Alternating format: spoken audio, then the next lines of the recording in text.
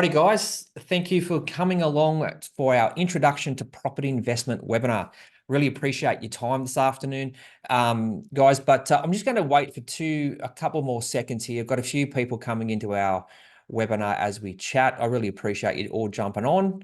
Just give me a couple of seconds as everyone sort of attends. The lovely Jess Fleming's letting everybody in, as everyone can see.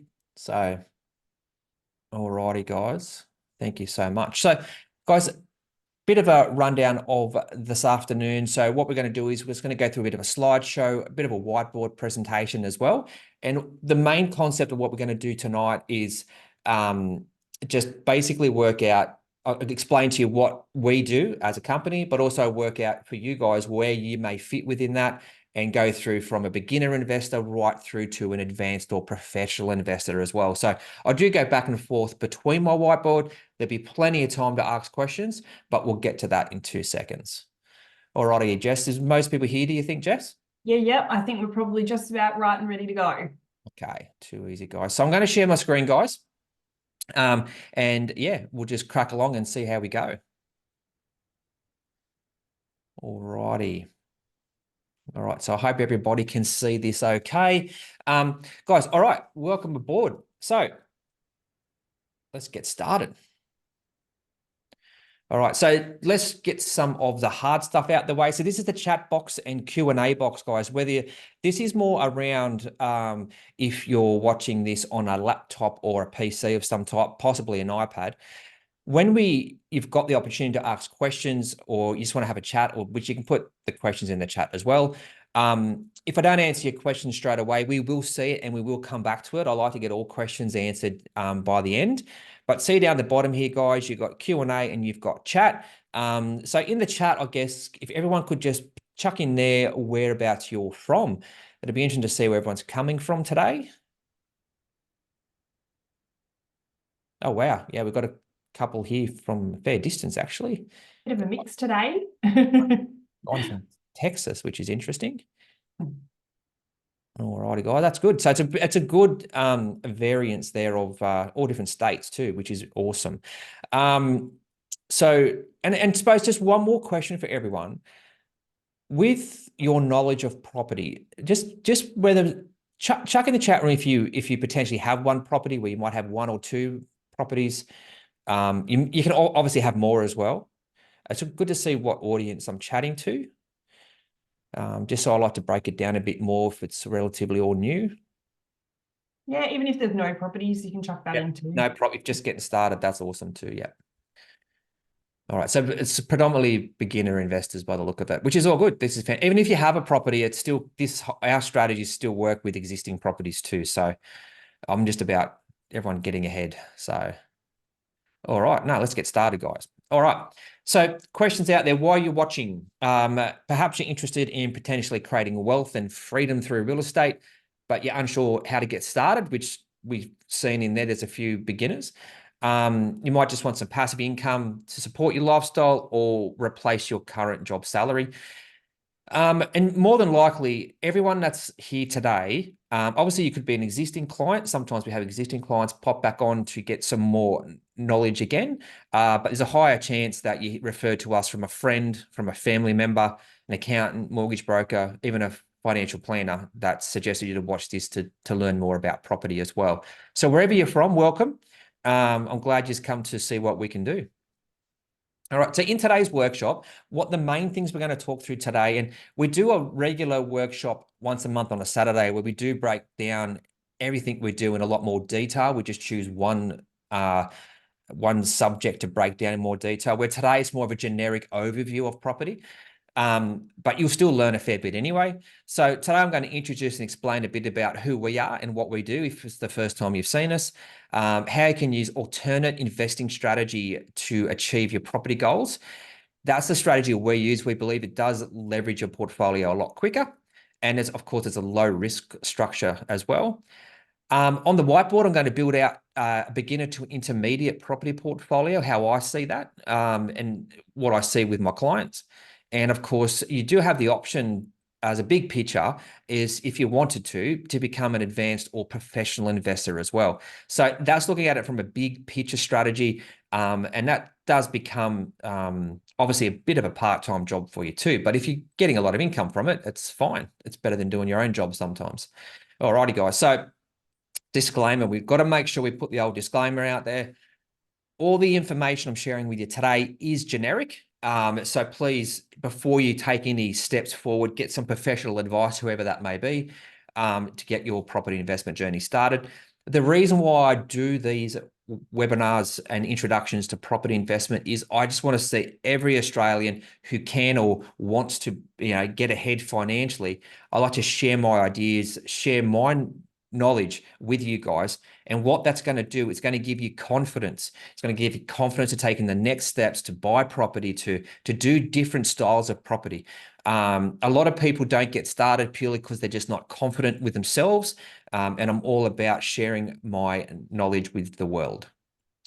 Alrighty, so let's get started, guys. So let me introduce myself. So my name's Wayne Jessup. I'm a property investor, I'm a buyer's agent, and I'm the founder of The Property Bloke. I've bought and held more than 50 properties for myself and way over 2,000 properties for my clients. And I've been in the industry now for about 24 years. I've been involved in 300 million plus worth of property transactions.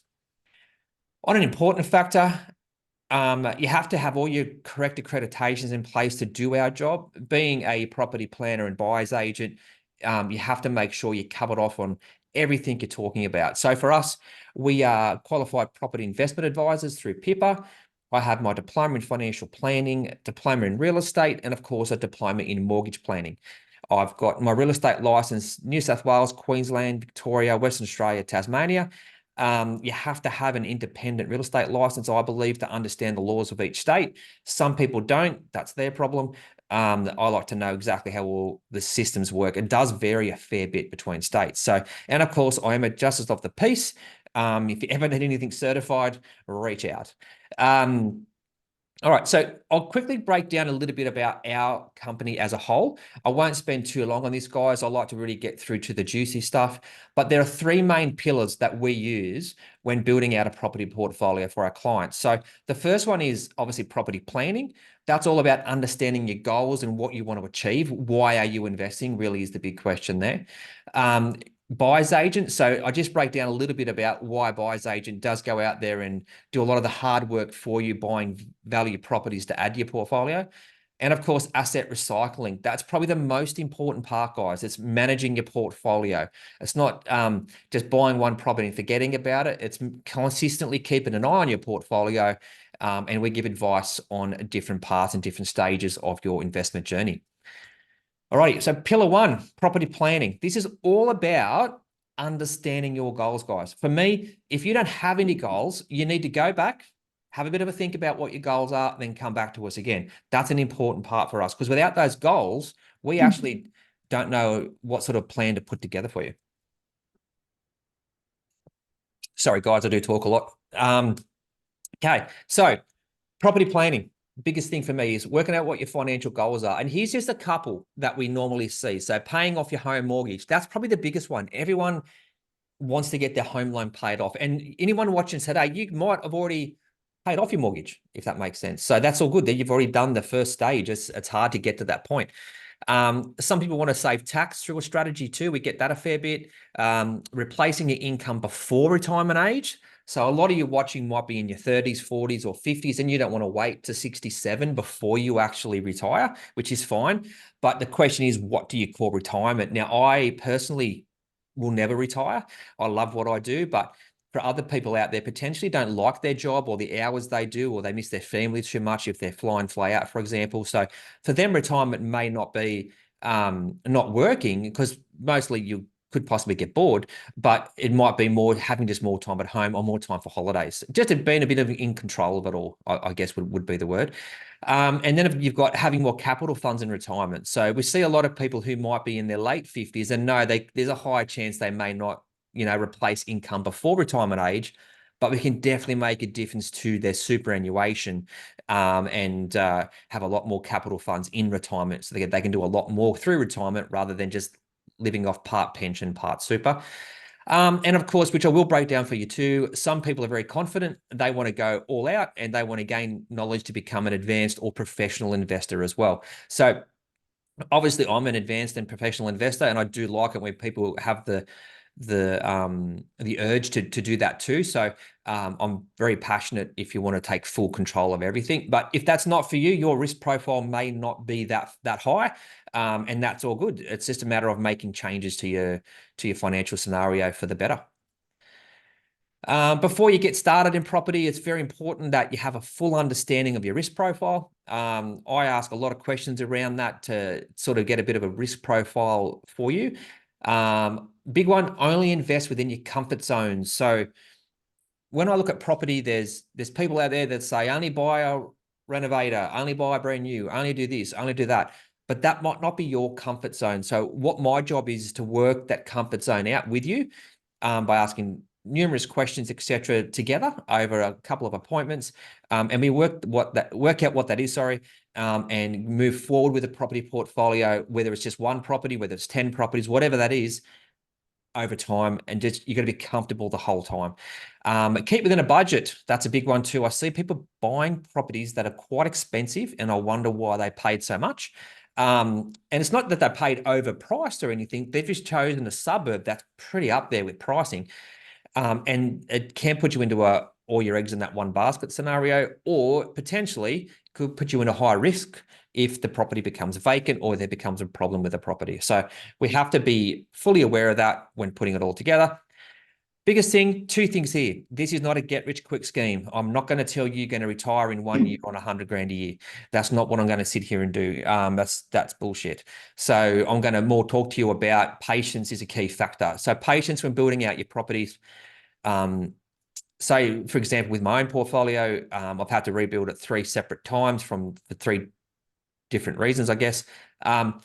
With my portfolio, patience is the key. When you first get started, it can get frustrating that you're not moving forward quick enough. But as time progresses, all of a sudden you wake up and you think, wow, I've actually put this together over the last 5 years, 6 years, 10 years, whatever it is. And it's working really effectively now. And it's the best feeling ever, to be honest. All right. So we use we use an alternate strategy portfolio system. You don't have to do it exactly this way. I will go into more detail about that later though, guys. But the biggest thing is buying one cash flow property, which helps you support a potential growth property. All right. That means you're going to have 2 properties. And as you can see there, property on the left is positive cash flow, $100 a week. Property on the right is negative cash flow, $100 a week. So they just basically fund themselves. So for those of you who don't want to put much into your portfolio, it won't grow as quick if you don't put as much in, but you can set it up for it to just run itself. And that's the main thing there. A lot of my clients use this strategy. As a property plan, you know, we work out a bit of an acquisition plan. So year 1, you might put 1 property. Year 2, you might put 2 properties, and so on and so on. But realistically, guys, this would depend on your risk profile. So when people come to our office, there's 2 ends of the spectrum. You might be someone who says, Wayne, I just want to buy 1 property now, wait 12 months, 2 years and see how it goes. And that's okay. That's where your risk profile, that's your comfort zone. Other people say, Wayne, I want to put together 4 properties over 2 years. And that's a different risk profile and different requirement as well. So depending on your scenarios, what you can do. But this strategy here is, for example, 6 properties over 4 years, which it's not for everybody. But what that can do is you've got your cash flow and your growth property. They line up next to each other. So once you get started, it actually can work quite effectively. And you'll sort of wonder to yourself, there's 2 things I get feedback on there is, why didn't I start this 10 years ago? And Wayne, this seems too easy. So don't get me wrong, there's always a couple of hurdles and whatnot through the journey, but once it's set up and going, it is basically set and forget. Okay, so pillar 2, buyer's agent, which is really revolves around buying what we call value properties. So with being a buyer's agent, for those of you who don't know what a buyer's agent is, a buyer's agent works for you, the buyer. So it's the opposite to, say, a real estate agent like LJ Hooker, Ray White, whatever it might be. So a buyer's agent you engage a buyer's agent, and they will work on your behalf and have your best interest at heart with sourcing a property. A buyer's agent, a good buyer's agent, will give knowledge and understanding of the marketplace, and that will involve average price points, ongoing infrastructure, population growth. There's so many things a good buyer's agent would do. And a good buyer's agent would step foot in that area. So say, for example, you live in Queensland, you live in Brisbane, and you want to buy a property in Melbourne. A good buyer's agent, wherever they're located, I don't care where they're located, they will travel to that pocket and they will step foot on the ground and do real research, not just online. They'll actually walk through the streets, walk through the shopping centers. I'm a big fan of this might sound bad, but how I dissect an area. A big part is going through a shopping center. And what I do is I count how many teeth people have. If I work into a shopping center and there's a lot of missing teeth, and this is no offense to these people, they're all good people too, but what it is it's a low economic area. And so potentially that's not an area I want my clients to be in because of the quality of the tenant can be lower. You just want to be in what we call a medium priced area with a medium price style person, just your average Joe Blow. And there's no offense to everyone out there who's got missing teeth. That's apologies if that's offended anybody. And of course, a good one is to have the experience behind there to get the best possible price. And we'll also do everything for you. So a good buyer's agent will do inspections, help you with like sourcing a conveyancer potentially if you need one, a building inspection, all that sort of stuff. Even if you haven't got a broker, like say, for example, you're on here today from an account and you don't have a broker, we have a network of brokers we can refer you to make it all come together for you. As a buyer's agent, we use these data partners. So for you guys that don't know what a data partner is someone who feeds us information on areas that helps us find and source suitable properties in ongoing growth areas or ongoing high cash flow areas. So basically all these different data partners we use here, like as you can see there, we've even got realestate.com.au, domain.com.au. They're a good source of information too, but one we use quite regularly is called Hotspotting there at the bottom. They give us these reports and we actually chat with these guys on a monthly basis as well, and they break down for us what the top 5 hotspots are in each state. Some of them have regional hotspots and capital city hotspots, but that same thing again. Say, for example, this one here, top 5 regional New South Wales hotspots. So the first thing I do is I look at those top 5 hotspots and work out which ones of them will actually suit our clients. They won't all suit our clients. So then I travel to those ones I do like, and I just make sure, again, will the properties in this area work for our clients? Do I agree with the hotspotting, which I normally do, of course, but if just in case, it's just not for us. So it's not every top 5 regional hotspot's going to work. It doesn't mean you run out and buy one there. It just gives you a bit of an indication of where to start looking for your clients. But of course, we do all the legwork for you as well. And these reports aren't cheap either, guys. But we've got the membership. So with all that data, all the experience we've got, we just want to isolate and find that golden property that you need for your portfolio. And believe it or not, every property for every client can be slightly different. It just comes down to your needs and requirements with your own financial goals when putting together your plan of attack. But as a buyer's agent, our job is to go out there and source that property for you. Okay, so pillar 3. So as I said, this is a big part of how I get people to grow portfolios quicker. This is about portfolio management, and we use what we call asset recycling. So what that is about, so it basically, it increases your cash flow, definitely. It can help you pay down debt quicker. To me, it accelerates your portfolio too, because you're not locked into just 1 or 2 properties. It can definitely improve your borrowing capacity where, as everyone knows at the moment, banks are quite strict. I get a lot of brokers telling me the banks are quite strict at the moment in lending money, where 4 or 5 years ago, they could get someone $2 million and nowadays they're probably going to get in. They're only going to be able to achieve 800,000. It's just the way the banks are a bit at the moment. And of course, there's a lot of other benefits with asset recycling as well. All right. So here's how it all comes together. So with asset recycling, it's quite simple. It's replacing property in your portfolio over time from higher cash flow properties. Sorry, I'll start that again. It's basically recycling growth properties into high cash flow properties. That's how we do it. And as I said to you before, it's what we call the alternate strategy portfolio. So that's where we line up a cash flow property and a growth property next to each other. Now I will go through this more on the whiteboard, guys. I don't feel as if you are misunderstanding what I mean here. I am going to break it down for you in a minute. By using that strategy though, It's quite simple. We allocate, say, a cash flow property, which is normally a multi-tenanted property. And then the growth property could potentially be just a normal 4-bedroom house, which is fine. And as that growth property rises in value, we then pay down the cash flow property. So at the end of the day, say you paid 500 grand for both of these properties, and the growth property rose to $1 million, just excluding capital gains tax and all that for now. If you could clear $500,000 and pay the cash flow property out, that's the ultimate end result you want to end up in, right? And what you've done is you've used your growth property. So this has got nothing to do with your home. You've used your growth property to pay off that cash flow property. But the benefit is that cash flow property now has, you own it outright to a certain degree, unencumbered, and you've got continuous cash flow coming in from that property. Now, everyone's got to realize, if you own a cash flow property outright, even if you half owned it outright, the cash flow it's giving you is there for the rest of your life. All right. This is the main thing I try and get to people, is this cash flow property that once you put it in place, you set it up correctly and you get a debt paid down where you only pay off half and then start again with another growth property or whatever it is.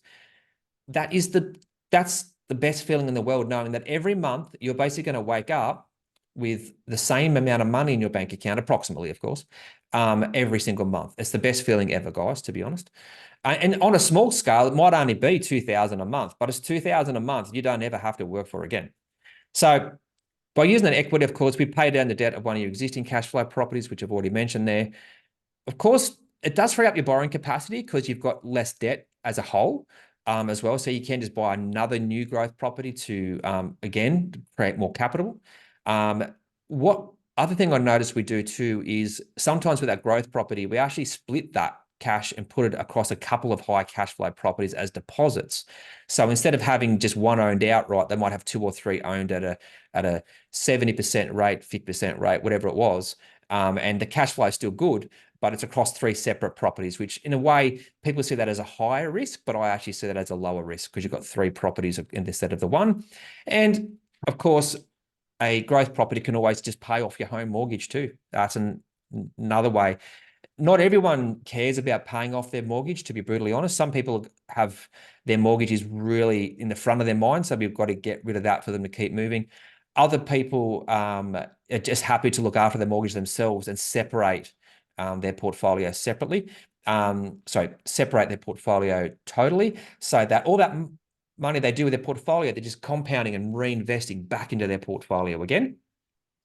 So scenario is if you did that with, say, 6 properties, and over time you could own 3 cash flow properties outright. That's 50 grand each as a minimum. Like a good cash flow property is going to give you 50 income coming in. So that's the sort of strategy over time. But just remember, there's a fair bit of patience there, guys, to make that happen. But to me, I'll be honest with you, that's a very basic strategy too. So, but without asset recycling, sometimes you get a scenario where your growth property is great. You bought the property for 500. It's getting rent of 500.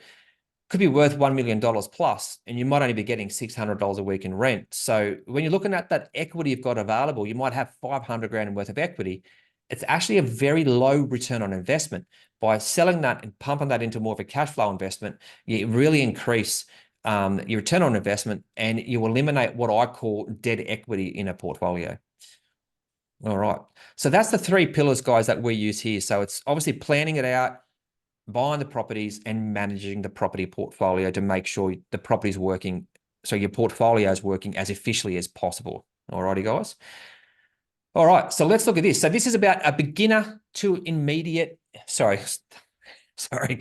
beginner to intermediate investing. So what I'm going to do is, guys, with this next sort of step here, I am going to break it down on the whiteboard in a minute. But what I want to share with you first, though, is I talk about cash flow properties. I talk about growth properties. So I just wanted to share a couple of photos with you first of what they look like. I really want to make sure you understand what I'm talking about here. So simple, a growth property is just a house. All right.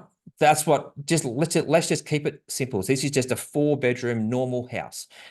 Okay. So your layout would be 4 bedrooms, 2 bathrooms, 2 garage. It doesn't have to be exactly that, but that's what we call a growth property. Obviously, you could do a 3-bedroom. You could do potentially a 5-bedroom. It doesn't really matter. It's just a stock standard traditional style house. It doesn't have to be brand new either. Like some people think it's got to be brand new. It doesn't have to be brand new. That would depend on what your requirements are. And then, of course, the main thing is the reason why I want to share some of these internal photos is there's a certain level of quality you need in a house, though. So this one's got stone bench tops. You don't have to have stone, but it's good to get it. This one actually has stone in the bathroom, which isn't a necessity, but of course, if you can get it, that's great. Fans in bedrooms, I think, are important now. Air cons are also important. If you don't have aircon, it's sort of like, wow, you could get a vacant property or short-term tenancies. But fans in bedrooms are good because not everyone wants an aircon either, to be honest. A lot of people get too cold with aircons. Always believe in having tiles in a lot of the common area as well. That's important, as you can see here. Little small al fresco here out the back too is also good. And then, so that was the house, guys. Now, with this one here, this is what we call a dual key property. Now, you won't, for most people looking at this property, this one here is, they'll look at that and think, oh, wow, that's just a house. But it's not. It's actually what we call a dual. There's two houses in one here. The reason how I can tell, and I'm not sure if you can see my mouse okay, but this column in the middle is a lot wider than what it normally is because there's a firewall going down the middle. It's a bit like a duplex. And you've got two mailboxes out the front as well. That's how you can tell when you've got these properties in your estate. The whole idea of these is to not make it look like a duplex.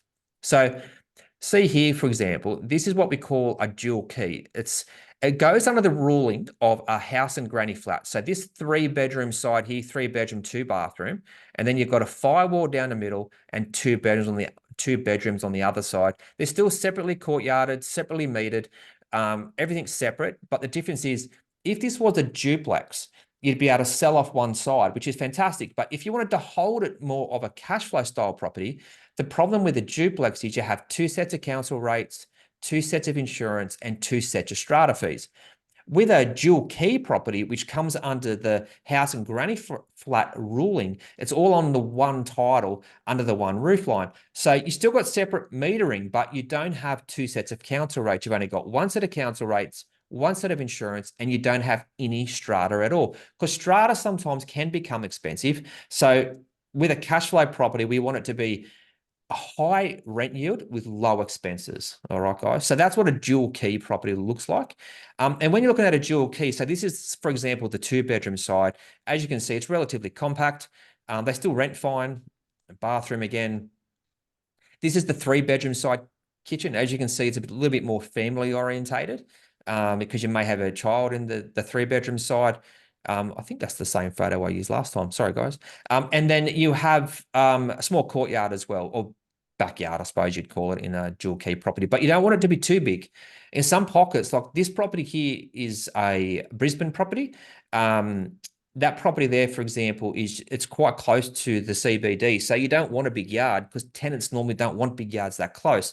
Whereas if you go more regional, they may want a bigger yard because that's what they're used to. So you really need to fit the block of land to the area you're buying in. All right, so that's one. So what we've gone through so far is we've gone through house, which is like a 4-bedroom house. We've gone through dual key, which they range from 3-bedroom and 2-bedroom, or potentially 4-bedroom and 2-bedroom dual key. But that's what we call a multi-tenanted property. Now, this is another level of cash flow property as well. It's called HMO, or house of multiple occupancy. Now, this is what we call it's a definite what we call multi-tenanted property. Now, from the front, these HMOs look like a normal house. Okay, they don't look like apartment buildings or anything like that. They look like a normal house in most states. So as you can see here, the whole concept of a HMO is every tenant has their own bedroom and their own bathroom. So these properties are not rented out as one lease. These properties are rented out on individual rooming agreements. To make it a little bit easier, you might look at this and think it's a boarding house or a rooming house, which realistically it does come under that sort of council legislation, but it's not set up like that. You don't fill it you don't fill it full of uni students having a frat party. That's not what you do. It's just people that require a room and an ensuite. That's it. And that could be anyone from someone just leaving house for the first time, someone who works locally, that lives somewhere else, that just wants somewhere to stay at night. Some people, it's affordability as well. Like we get a lot of pensioners who's it's just their affordability side of things. And you get immigrants as well that come over from overseas and they just want to rent a room. That's it. But obviously you got to have a specialist property manager for this style of property too, guys. But these are higher cash flow. So there's different styles of cash flow properties out there. The dual key, and this is another one we use. Then you got a 6-bedroom, 6-bathroom. You can get these quite large, to be honest with you. So we had 4-bedroom, 4-bath, 6-bedroom, 6-bath. We've got a 5-bedroom, 5-bath here, and these ones have their own little lounge pocket as well. So these are more like a studio apartment rather than just a room by itself. And then, of course, you've got the big ones, which is 9-bedroom and 9-bath, which have a kitchenette, which is more like just like a studio room again. But these are purpose-built properties, guys. You need to have the right setup, and of course, you've got to be careful of your local council zoning too to make sure you can do this. All right, but with these ones, this is out of the 3 properties, this one you actually furnish because people are moving into the room. You furnish these properties, so they've got, as I said, some have a sofa, table, etc. inside the room. I'll just flick through this, guys. So you set it up. So basically all the tenant has to bring is a blanket and their luggage. That's it. That's a common area kitchen that they share. Obviously you have a few more expenses with these like cleaning, etc. But yeah, that's the 3 style of properties. So when I go to my whiteboard in a second, when I talk about growth properties, I'm more predominantly talking about, say, a house. When I talk about cash flow properties, I'm more talking about, say, a dual key or a HMO style property to put into this alternate investment strategy. All right, let's go through it on the whiteboard, guys. I hope you're all still with me.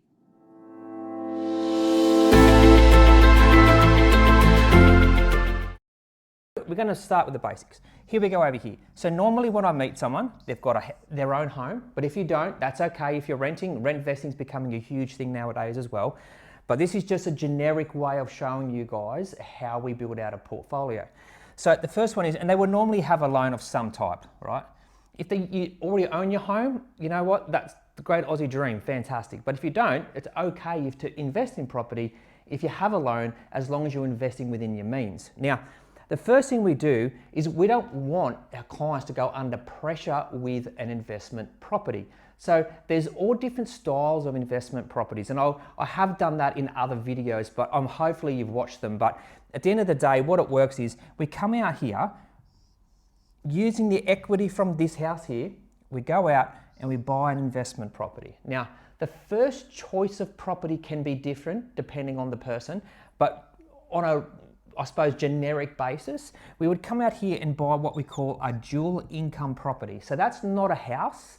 That is normally a multi-tenanted property, which can range from a dual key, duplex, something along those lines, where you've got 2 properties on the one title. Normally these are what we call higher cash flow properties. So they're getting a lot more rent than what a standard house will get. So this property here might give you, say, $100 a week in what we call positive cash flow. Now, that's great, right? But what we've got to do from that is, this is what we call a cash flow property. Once you're settled and you have all that in mind, what you can do from there is you can go out the next one and you can buy a property potentially in a, potentially is the word here, in a higher capital growth pocket, but it might have a lower rent yield. So you might go and buy a 3, 4 or 5-bedroom house. Now, when you go out and buy this house here, the problem you might come across is it might be negative cash flow. But that's okay if this is negative cash flow, because we've got the positive cash flow property here. So what we do is, between these two, we marry these together and both properties look after each other. So if everyone understands what I've got to here, is we've bought 2 properties and we haven't affected your personal cash flow whatsoever. So you've got to make sure you buy the right dual income properties and the right style of house and land property with all the right rents and all the right prices to make sure they come together and unite as one. And that's very important when you're putting a portfolio together like this. Now, depending on what you're doing and depending on where your, you could say your profile is or your personality is, you might go, Wayne, that was easy. And I get this a lot. Let's go out and do that again. So you come across here and you do the same thing again, right? Now, realistically, as long as the bank's going to lend you money, you can keep doing this over and over again. And this is what I call your foundation of your portfolio. So you've got these two properties looking after themselves, these two properties looking after themselves, and we still haven't affected your house or your own personal cash flow. We have used the equity between each property to put all this together, but this is what we call putting together a foundation. Now, you as an investor might say, listen, this is the most I'm ever going to do. And that's okay, guys. I'm not here to say you need 20 properties to retire. We're buying properties to change your life, whether it's to pay down debt, whether it's to bring more cash flow in, whatever the means are. So the next thing is, okay, we've got this foundation of a portfolio. What do we do now? So there's a number of different things. And people say to me, Wayne, when do I sell? When do I do this? And I'll be honest with you, you have to wait. You have to be patient. You have to wait for the market to determine which property is going to outperform others, and then you make decisions upon that year on what you should do. So what I mean by that is, you might get a scenario where this house and land here has risen in value, and just say, for example, you owe $300,000 on your home over here. You might be able to sell this house and clear. So what I say clear, I mean without capital gains tax. You can clear $300,000 and pay down your mortgage. Now, depending on when you're watching this video, we've done tons of this year, tons of this scenario where we've been able to sell property and pay down debt. But the other option too is you might be saying, Wayne, I'm comfortable with looking after my home loan by myself. I'm more interested in building your portfolio. So believe it or not, people are out there going, my home loan's not scaring me. I'm in control of that. I'm not worried about paying that debt off. What I am worried about is bringing more cash flow into our life. So instead of taking this 300 grand or whatever number this works out to be, you could then pay off your dual income property. Now, the average dual income property, that'll give you between a $40,000 to $50,000, in most cases, gross rental income. But if you can pay off a dual income property, you could have between $35,000 and $45,000 of cash flow coming in every single year for the rest of your life. So it's very important when you're building out these portfolios that you get someone like myself that can tell you when to sell and what to do with it and how it's going to impact your scenario. So guys, this is how we do from beginner to intermediate. Beginner, of course, I'll be honest, is just property one. Intermediate is when you get to more than 2 properties. So the whole idea is to say, set up this foundation of your portfolio and then feel from that point, what do you want to do? Some people will just keep adding these properties, and other people will go to more in an advanced portfolio, which I'll talk about in a minute. This is what we call a beginner to intermediate style of investment. It's a secure, safe way of putting it together. And from the timing of it will come down to you guys. Whether you put this together in 1 year or 5 years or 10 years, it's all going to come down to you guys. So it's very important you invest within your comfort zones. Do it safely, but do it smart, guys. This is the smart way of putting together a foundation for your portfolio. I'm going to show you how to basically build out an advanced portfolio and turn that into cash flow streams to either retire early or retire on more money down the track.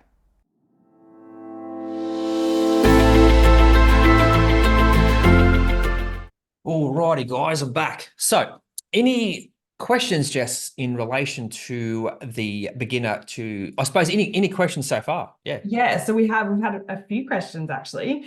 So I'll just go through them for you so you can answer them for everyone. So the first question was, what's better for cash flow? Would you say a dual key or a HMO? That does depend on your risk profile. So the right HMO definitely can produce more cash flow than a dual key. But I'm not sure, it's really up to you guys what you prefer. But a dual key obviously is a lot easier. So yeah, it's got 2 separate tenants under 2 separate roofs, so 2 separate leases, where a HMO, you'll have 4 or 5 or 6 independent rooming agreements, and you have to have a specialist property manager for that too. So when I'm looking at cash flow, it'll depend on your risk profile, which one I suggest, whether I suggest a dual key or a HMO. And you just might go to me, Wayne, HMO is not for me, or Wayne, I'm happy with the HMO, let's go for it. So, but individually I break it down to make sure it's they both work. But obviously, yeah, it just comes down to everyone's risk profile. Yeah, no, that's great. Another one here, does a growth property, when you're speaking about growth properties, does it have to be a house? To answer the question, no. It doesn't have to be a house. Like, I do have the odd client where a dual key property has actually outperformed, and we have taken the equity out of that instead. The reason why I promote more a growth property as a house over a a dual key or HMO style cash flow property is obviously the growth property, the rent yield's lower. So ideally, that would be if you wanted to sell something to gain that equity and take the cash out of the investment. Ideally, the growth property is going to be the better one because of the rent yield's lower and you're pumping that cash into the dual key property. But we do occasionally sell the dual key property too. We don't normally sell HMOs though because they're high cash flow. Cool. And the property, when you're talking about purchasing, I guess the HMO, the dual key, or the house, do they have to be brand new? Definitely not. So everything has a reason. So for some clients, they prefer brand new because you can actually put the property in an area where it doesn't exist.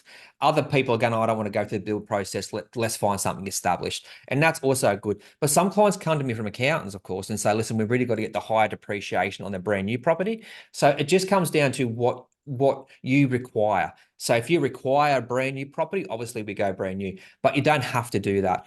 You can do established as long as it's quality. So with those photos I showed, as long as it has a certain amount of inclusions, established is fine. But the main thing is making sure that you're going to have a long-term property with the right inclusions in place for it. You just don't want, one thing I don't do a lot of is renovation. So I don't really promote really old properties because they can become a bit of a nightmare from maintenance. And depending on where it is, you may not attract the best quality tenant either. Yeah, no, that definitely makes sense. And we've had one last question come through as well. Can you just buy cash flow properties? Yes. How will I say this? You can, yes. The thing is, they're going to pay them off. So if you buy just cash flow, you can just use the cash flow from all of them to pay off one and whatever it might be. That could be a strategy that could also work for you. But I do believe in diversifying your portfolio. I'm a big believer in having a few different styles of properties within your portfolio. You may even pop some commercial property in there too. Just a matter of, yeah, I wouldn't say, I wouldn't normally recommend just cash flow, but in saying that though, if you build out your portfolio and you had sold a few growth property off and all you have is cash flow left, but all you need is cash flow, that's different, of course. You just got cash flow only, but you may have used growth property in the beginning to get to that point. Yeah, no, that definitely makes sense. So that's all the questions we've got. All the questions so far? No, easy, killing it. All right. I'll just share my screen again, guys. Bear with me. All right. So let's go to the next part. Okay, so what I'm going to go through again, I am going to use my whiteboard again quickly, guys. But this is for you guys out there who want to know a little bit about becoming an advanced or professional investor and potentially like replacing all your income. And the way I do it is, it might not be for everybody, of course, but you can put it together so you don't really pay any or much at all personal income tax. So let me go back to my whiteboard, guys, and I'll go through that with you quickly again as well.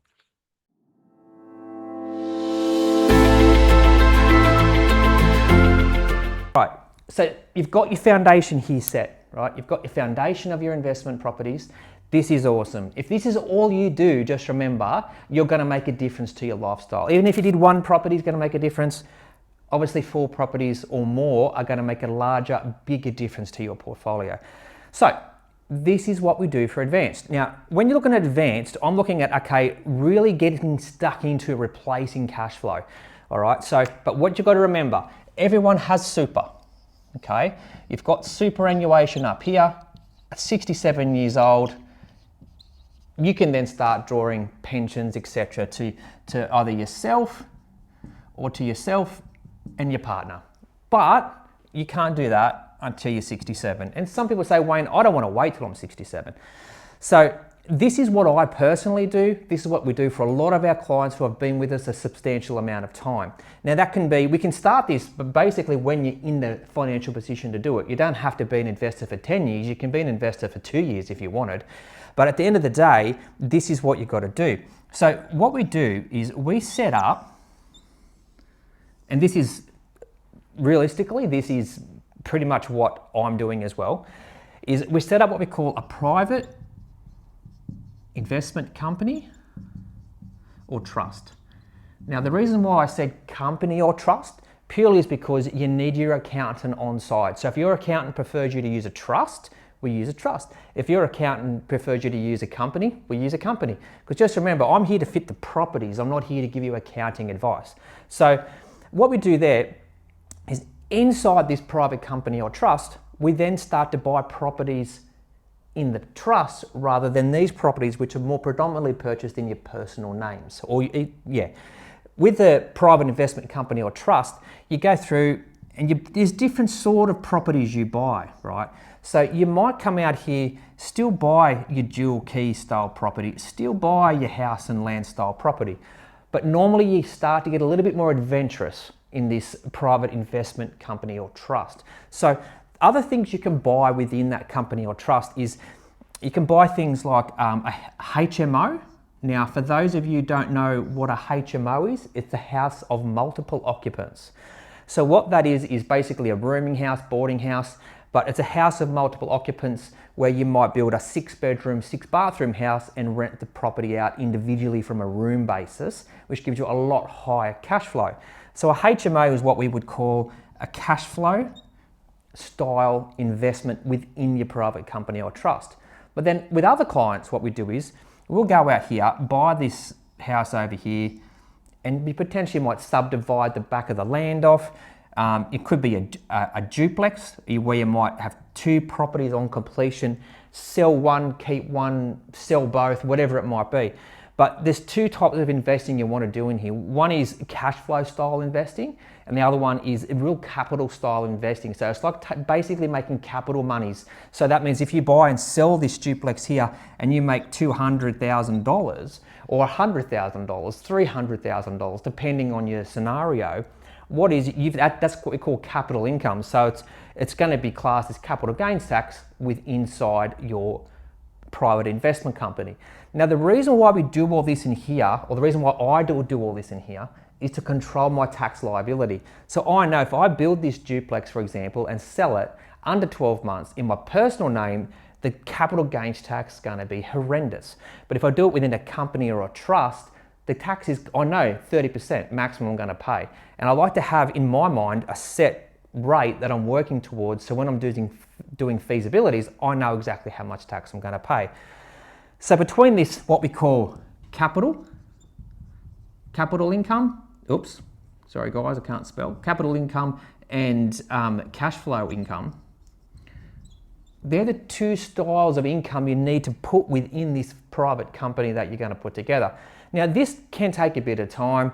Obviously, people will go, so how do you borrow the money for all this? This is where we go to private banks. We don't go to the general style of banks, but we go to a private lender who offers you the money and can put it all together for you. It's a lot easier than what you think.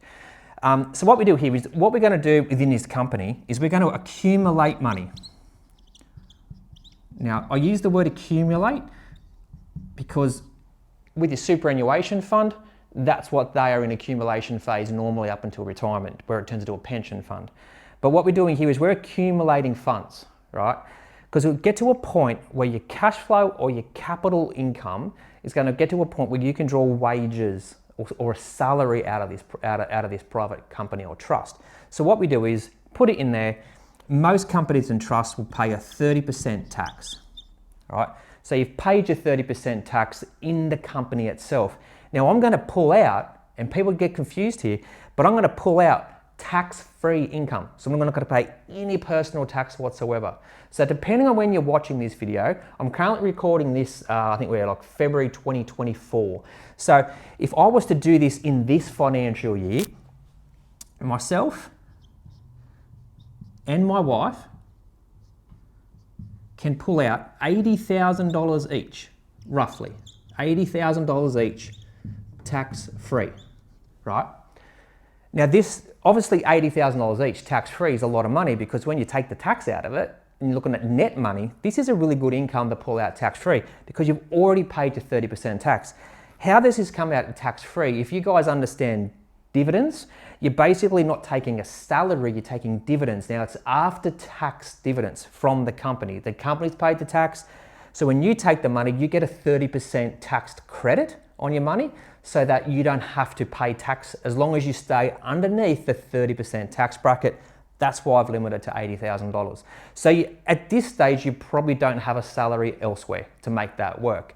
But from the 1st of July 2024, the tax rates are changing. So what happens is the tax rates are going to go to 30%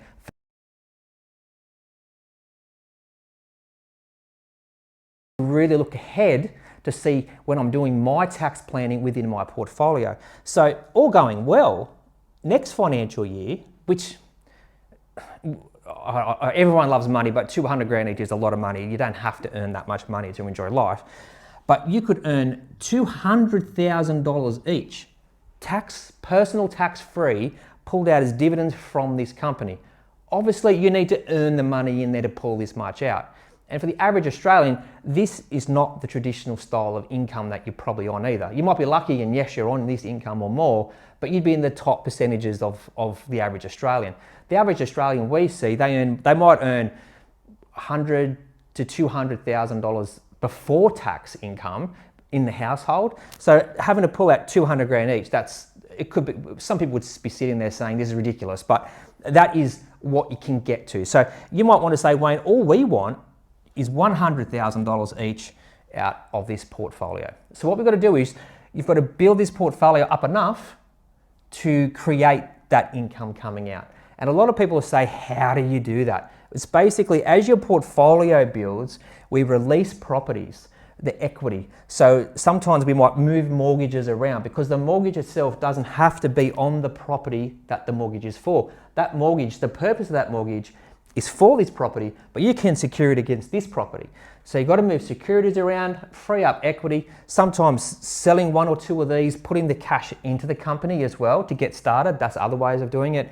But at the end of the day, this is what we call an advanced portfolio. So it goes from being a mum and dad style investment or just traditional style investing to taking it to another level. Now, this may not be for you. This may be all you're wanting to do. But at the end of the day, my job as a buyer's agent and property planner is to open the knowledge of everybody so that you can make decisions that best suit your own personal circumstances. Now, if no one shows you this, it might not be for you, but if no one shows you how to put all this together, you're never going to know. So what I want to do is to show everyone who's investing in Australia or interested in investing in property in Australia, this is what I want you to show you what you're capable of doing, depending, of course, where your risk profile lands you. And of course, like we normally say, you have to be comfortable with your choices. So guys, this is the second part of that video on how to build a big portfolio, but this is obviously part one, and this is part two. From the timing perspective, it's really up to you and your own personal circumstances. But at the end of the day, this is what I do personally as well to pull out tax-free income out of the company. Guys, I'm back again. Alrighty, fantastic. All right.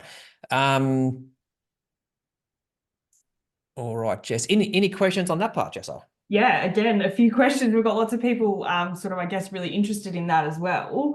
Yeah. So with the advanced level, how long does it take to get to that sort of level of investing? You got to be real about it. Like, that's not going to happen overnight. Can happen in 2 years, can happen in 10 years. So it really comes down to what your borrowing capacity is, what your own financial circumstances are to see what you can or can't do through that process. But it's also making sure you don't overinvest. That means like taking too much of a risk. And the best thing is, I believe, is to get to an advanced investor is really gaining a lot of knowledge throughout your beginning to intermediate stages of investing too. But you can get there. So if you've already owned your home, for example, you could buy one or two in your personal names and then jump into the company style one straight away. Whereas if you don't own your home yet, you might want to do a bit more personal stuff first, and then put more in a company later on. Yeah. Okay. Why wouldn't you just start with a company from the beginning? That's a good question, actually. That is a good question. That's a good question. I get that a lot, to be honest. Now, it's all about tax for me. There's different reasons, right? Buying stuff in your personal name, capital gains tax works better. You'll pay less capital gains tax if you sell a property off within your personal names. But also, you don't have the money in the company. So, because when you take money out of the company, sometimes you'll pay tax on it. So we want to make sure we stay under thresholds and get sort of tax-free income out of that company potentially. But having some in your personal name gives you a little bit of flexibility where you can sell that, pay your house off. You can sell that and keep that money outside the company. And for some people, it's a bit of a tax strategy from an income tax perspective on your personal income tax is to have some properties outside your portfolio as well. Now, a lot of people say, Wayne, that's okay. what if I sell all my properties outside of my company? Then I've owned my home, but then I've got this cash. It's useless to me. What will I do with it? And it's simple, guys. You actually can actually put that money, if you say it's 100 grand, 500 grand, whatever it is, you can put that money inside the company and still use it inside the company. And you can get that money back out. It's a bit complicated, but you can get that cash back out as well and not pay tax on it, because people think if you put money in a company to get it back out, you'll pay tax, but you don't, because whatever you put in, you're allowed to take out tax-free. So for me, it's about diversity, and every property has different reasons for being inside a company or outside a company. But capital gains tax is a big part of that, because inside the company, there's no capital gains tax benefits holding the property longer than 12 months or whatever it might be. You'll just pay your 30% tax. Yeah. Where in your personal names, you might not pay that much. Yeah, no, that makes sense. And we do have one more as well. You personally, do you use a company or a trust? I use a company. It's because it's just what I'm comfortable with. To be honest, it's all about investing in your comfort zones and having the experience and what you want to work with. So I use companies to buy in my professional side of it. It's just predominantly companies I use there. I do have some in my personal name, of course, but companies is the one I go. I don't use the trust. Yeah, but it's all up to your accountant, because realistically, your accountant is the one you're going to work with. So if they prefer a trust, put in a trust. It works similar. Yeah. Cool. That's it for now. All right, fantastic. All right, let's share my screen. I think we're pretty much done, guys. I just want to double check. All right. We've gone through the questions. All right. So the biggest thing, guys, everything I've showed you today, as I've said to you, is generic, but your results are going to depend on your own circumstances. But if you want to have a chat, we're here to help. So, of course, if you wanted to look at doing something, whether it's later, whether it's sooner, whatever it might be, we can look after everything for you. So our job is to put together a bit of a plan of attack, source the right properties, and of course, long-term helping you manage your portfolio as well. So if, for example, you are interested, Jesse's going to just whack in the chat room. Jesse's going to put what we call a 15-minute discovery call, and that link, basically you hit the link and you go straight through into a calendar, and you can book in with myself or Jess and just go through what you can do over the phone. Like, it's just a quick chat to see what you can do. You may not fit what we can do here. We may not fit you, and that's all fine. You can't offend us. We don't expect everyone to work with us. But guys, if you do want to have a 15-minute chat, if you want to chat to your accountant or broker first, that's also good. But feel free to book in a call. But of course, if you want to catch up later, whether it's 2 weeks, 3 weeks, 2 months, 2 years, who cares? Just reach out to us anytime through Facebook. Obviously, we've got our phone number, 1300 322 300. But guys, the main thing for me is, if you want to have a chat, we can always have a quick chat, see what you can do. If not, that's good. I just hope you've learned something today of what you can do. My whole goal in life is to share my knowledge to help people get ahead financially. Whether you choose to go and do it yourself, or whether you choose to engage us or someone like us, that's fine. I just want to show people you do not have to rely on your day-to-day job, and we try not to rely on the government either. All right, guys. But I really appreciate everyone coming in to watch this today and tonight, sorry. Yeah, if you need anything, reach out to us. Otherwise, have a great day. Thanks, guys. Speak to you soon.